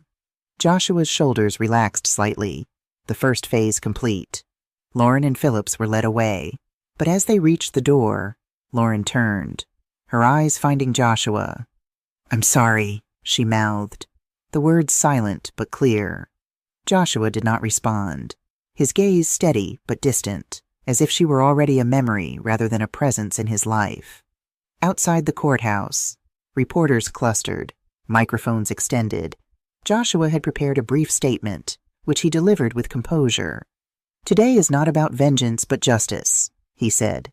"Horizon Tech will continue to innovate, to serve our clients, and to protect the security technologies that safeguard millions of people worldwide. We are stronger than any attempt to destroy us." In the car afterward, driving away from the media frenzy, Joshua finally allowed his facade to crack. His hands trembled on the steering wheel, and he pulled over abruptly, unable to continue. "I didn't think it would be that hard," he admitted, his voice hoarse. Seeing them together, hearing Phillips's lawyer twist everything. I placed my hand over his. You did beautifully. With strength and dignity, he took a deep breath, steadying himself. When Lauren said she was sorry, do you think she meant it? I don't know, I answered honestly. But it doesn't change what she did. Joshua nodded, his composure returning. No, it doesn't. And I can't waste any more energy trying to understand her. He straightened, putting the car back in drive. It's time to focus on the future. The future arrived sooner than expected. 2 weeks after the hearing, we stood in the driveway of the lake house, our new home. The old farmhouse was everything Joshua had described, spacious without being ostentatious, warm with history but updated for modern comfort, and surrounded by the most magnificent gardens I had ever seen. What do you think? Joshua asked anxiously as we walked through the front door into a sunlit foyer. It needs some personal touches, but the bones are good. It's perfect, I said, she said, taking in the wide planked hardwood floors, the exposed beams, the massive stone fireplace in the living room. Absolutely perfect. He showed me through the house with boyish enthusiasm the gourmet kitchen with its farmhouse sink and butcher block counters, the cozy library lined with built-in shelves, the sunroom overlooking the lake. And this, he said, opening a door off the main hall, is your suite. I gasped at the beautiful space before me, a large bedroom with windows on 3 sides, a sitting area with a small fireplace, a luxurious bathroom, and a door leading to a private patio overlooking the rose garden. Joshua, this is too much, I protested. It's not enough, he countered. Not after everything you've done for me. He took my hands in his. Mom, I almost lost my life. That kind of experience changes your perspective. I don't want to waste any more time on the wrong things or the wrong people.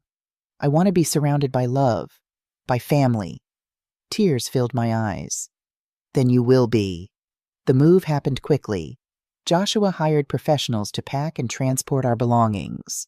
But there were certain items I insisted on handling myself, Thomas's old records, Joshua's childhood artwork, the family photo albums that chronicled our journey together. As I sorted through these treasures in my little house, Lieutenant Rogers stopped by for what he called a welfare check. Just making sure everything's going smoothly, he said, accepting the cup of tea I offered. The trial won't begin for several months, but we want to ensure you and your son remain safe. We're doing well, I assured him. Joshua is healing physically and emotionally. The new house is helping. A fresh start. Rogers nodded, his usual sternness softened by what appeared to be genuine concern. Good. He's a strong man. Not everyone would recover so quickly from such a betrayal. He gets that from his father, I said, smiling at a memory. Thomas always said life was too short for bitterness, that holding on to anger was like drinking poison yourself and expecting the other person to die. Wise man. Rogers hesitated, then added, Mrs. Clark, there's something else you should know.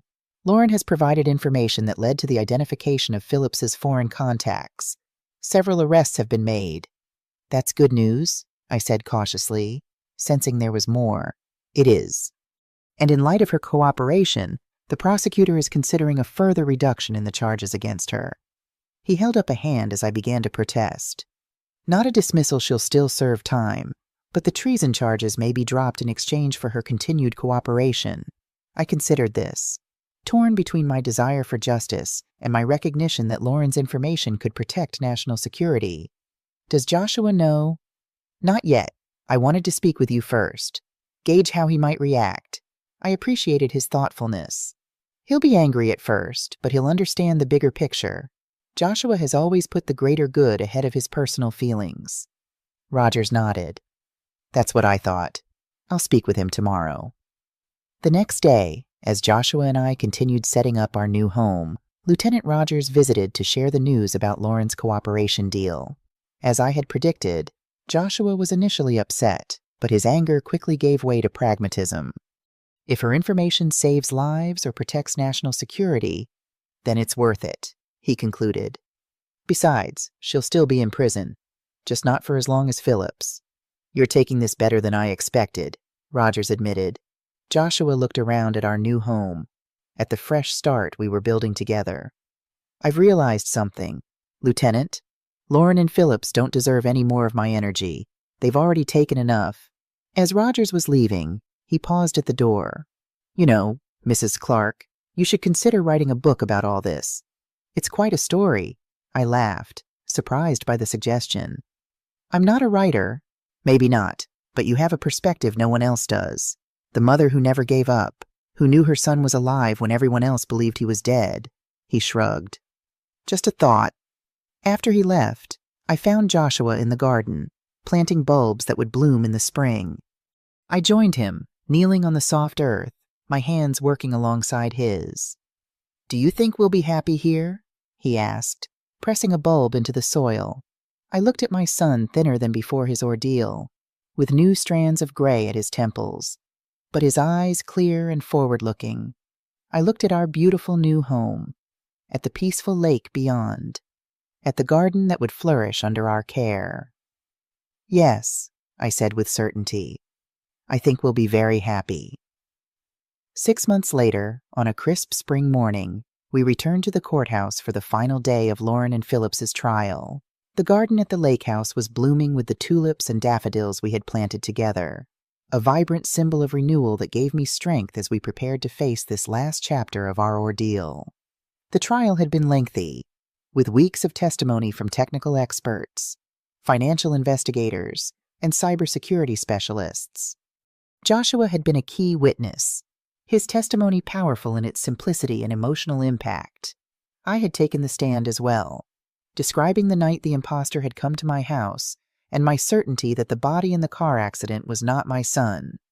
Now, after days of deliberation, the jury had reached their verdict. The courtroom was packed as we took our seats. Joshua, handsome in a navy suit, sat with perfect posture, his expression composed. I sat directly behind him, as I had throughout the trial, my hand occasionally reaching forward to touch his shoulder in moments of difficulty. Jake and Sophia were present as well, along with several other Horizon Tech employees who had become Joshua's support system during the rebuilding of both his company and his life. The defendants were led in. Phillips looked much as he had at the beginning of the trial, defiant, almost arrogant, as if he still believed he could somehow escape the consequences of his actions. Lauren, by contrast, appeared diminished, her designer confidence replaced by a fragile solemnity that seemed, to my surprise, genuine. As the judge entered and everyone rose, Joshua reached back, briefly squeezing my hand. No words were necessary. We both knew what this moment meant, the closure it would bring. Will the defendants please rise? The judge instructed once everyone was seated. Lauren and Phillips stood, their attorneys beside them. Ladies and gentlemen of the jury, have you reached a verdict? The foreperson, a retired teacher with kind eyes and a no-nonsense manner, stood. We have, Your Honor. On the count of kidnapping in the first degree, how do you find? We find the defendant, Mark Phillips, guilty. We find the defendant, Lauren Clark, guilty. Joshua remained perfectly still, but I saw the slight rise of his shoulders as he took a deep breath. The verdicts continued guilty on all counts for Phillips, guilty on most counts for Lauren, with the treason charges dropped as part of her cooperation agreement. When the final guilty verdict was read, a collective exhalation seemed to pass through our side of the courtroom. It was over. Justice had been served. The judge thanked the jury, then turned to the defendants. Sentencing will be scheduled for next month. Until then, the defendants will remain in custody. As Lauren was led away, she turned, her eyes seeking Joshua, for the first time since the betrayal. He met her gaze directly, unflinchingly. No words were exchanged, but something passed between them, an acknowledgement, perhaps of the end of their chapter together. Outside the courthouse, spring sunshine bathed the steps in golden light. Joshua stood before the assembled media, delivering a brief statement. Today, justice has been served, he said, his voice steady. Horizon Tech will continue its mission of creating secure technology that protects our clients and our nation. We are grateful to law enforcement, the prosecution team, and everyone who supported us through this difficult time. As reporters shouted questions, Joshua held up a hand. I have just one more thing to add. The real hero of this story isn't me, it's my mother, Nancy Clark. When everyone else believed I was dead, She knew I was alive. Her love and determination saved my life. He reached for my hand, drawing me forward to stand beside him. Never underestimate the power of a mother's love. The cameras flashed, capturing the moment mother and son, survivors together. That evening, we celebrated quietly at the lake house with Jake, Sophia, and Lieutenant Rogers, who had become a friend over the course of the investigation and trial. To justice, Jake proposed, raising his glass. And to new beginnings, Joshua added, his smile reaching his eyes in a way it hadn't for months. As the others chatted, Rogers joined me on the porch, where I had stepped out to admire the sunset over the lake.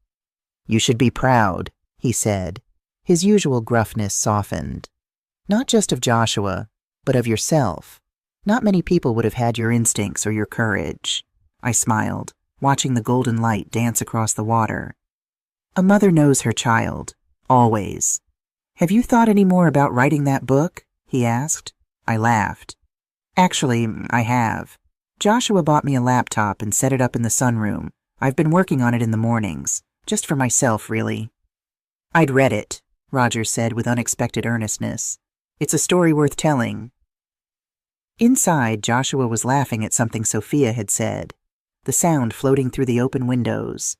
It was a sound I had feared I might never hear again, and its simple joy brought tears to my eyes. "Lieutenant," I said, turning to face him, "thank you. For believing me when it would have been easier not to. For finding my son when others had given up." He nodded, a hint of emotion breaking through his professional reserve. "Just doing my job, Mrs. Clark?" "Nancy," I corrected gently. "After everything we've been through, I think we can use first names." "Stephen," he offered in return, extending his hand. As we shook hands, Joshua appeared in the doorway. "Everything okay out here?" "Perfect," I assured him. "Just thanking Stephen for all he's done." Joshua nodded, his expression warm. "We owe you a debt we can never repay, Lieutenant." "You've done more than enough," Rogers assured him. "Bringing Phillips and his network to justice has made our country safer. That's payment enough." After our guests departed, Joshua and I lingered on the porch, watching as stars began to appear in the darkening sky. The evening was peaceful, the only sounds the gentle lapping of water against the shore and the distant call of a whippoorwill. "I've been thinking," Joshua said after a comfortable silence, "about what comes next." "And what have you decided?" I asked. "Horizon Tech is stable again. The new security protocols are stronger than ever. Jake and Sophia have proven themselves more than capable of running day-to-day operations." He turned to me, his expression thoughtful. "I'm considering stepping back a bit, taking on more of an advisory role." I raised an eyebrow, surprised. Before the kidnapping, Horizon had been Joshua's life, his passion, his identity. "Are you sure you've worked so hard to build that company?" "I'm sure," he said with quiet confidence. "The past year has taught me that there's more to life than work. I want to explore other interests, give back to the community, maybe even start a foundation to help victims of corporate crimes." Pride swelled in my heart. My son had emerged from his ordeal not broken, but transformed stronger, wiser, more balanced in his priorities. "I think that sounds wonderful," I said. "Your father would be so proud of the man you've become." Joshua smiled, his eyes reflecting the starlight. "I hope so." He wrapped an arm around my shoulders. "I know one thing for certain: I wouldn't be here without you, Mom. Not just because you found me when I was kidnapped, but because you've always shown me what true strength looks like." We stood together in comfortable silence, mother and son, survivors of a storm that had threatened to destroy us but had ultimately made us stronger. In the distance, a loon called across the lake, its haunting cry a reminder of both the fragility and the resilience of life.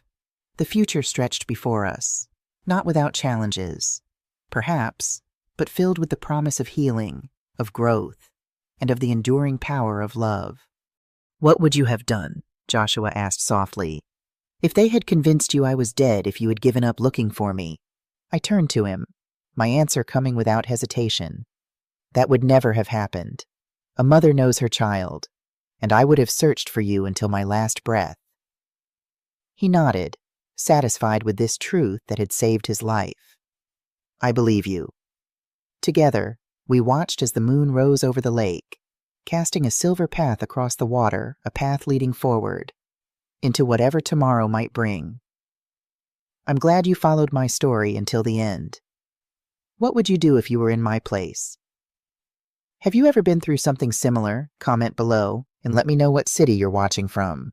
While you're at it, check out 2 other stories that are channel favorites, linked in the description below.